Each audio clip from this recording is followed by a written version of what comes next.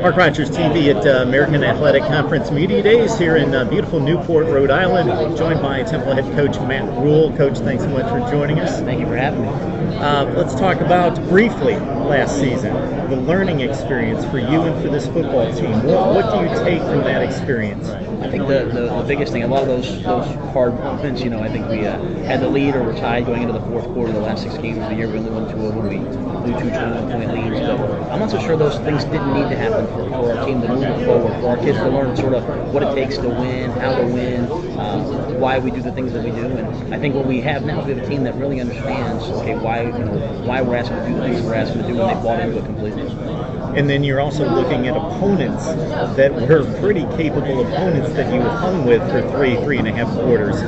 Talk about P.J. Walker's development as a quarterback, coming off 9 games played, 20 touchdowns, 8 picks. So the stats show that he made pretty good decisions, but is he a better quarterback right now than he was this time last year? Yeah, absolutely. I think number one, just his body. I think he hit 500 pounds in the squat the other day. He's turning himself into a man physically.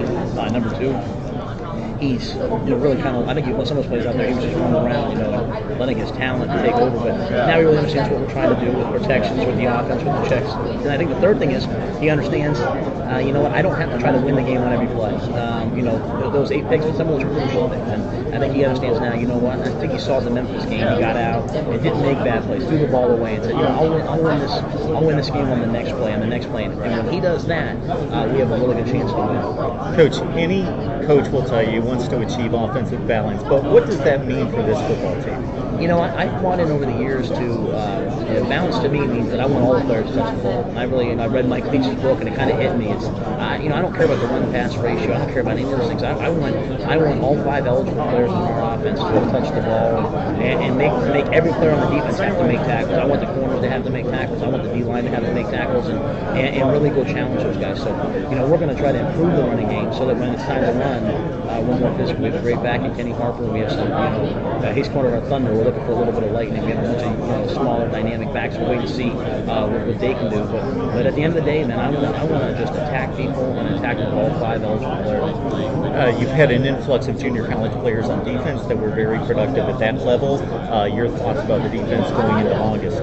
Well, I think the first thing that we did was, coming off last year, we didn't have a lot of sacks. We didn't create any turnovers. I think we only had 3 picks. So we started with the defensive line, and we moved some linebackers. Sherry Finch was a true freshman linebacker, played really well for us last year, moved him to defensive end. Praise Martin, who was out of school, came back, moved him to defensive end. Hassan Reddick was a linebacker, moved him to defensive end. So we are trying to build that pass rush. And we've taken our ends, we moved them inside. Kaiser Terry was a 240-pound defensive end last year as a true freshman. He's now a 285-pound defensive tackle for us. So we tried to, number one, start with the pass rush, and then secondly, just really go into the secondary. And we brought in 2 junior college safeties, and Shaquem Love and Alice Wells.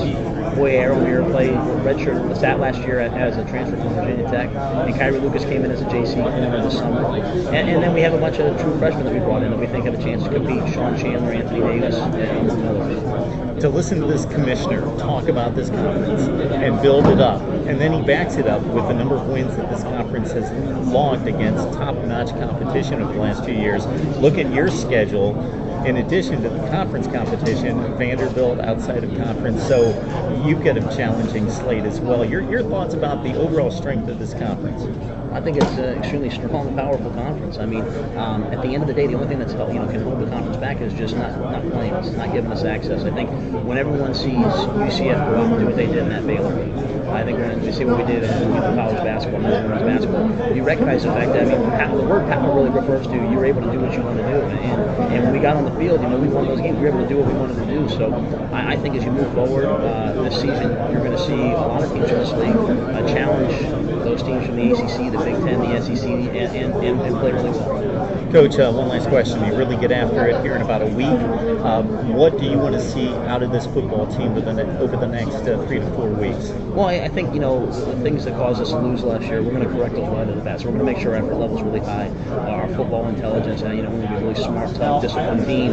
Once we've done those things, then, the competition and the joy of the game, that'll take over. But we're going to really concentrate on making sure we're a good, solid, fundamental team, and then let it go from there. All right, Coach. Thank you so much. Yeah, thank you.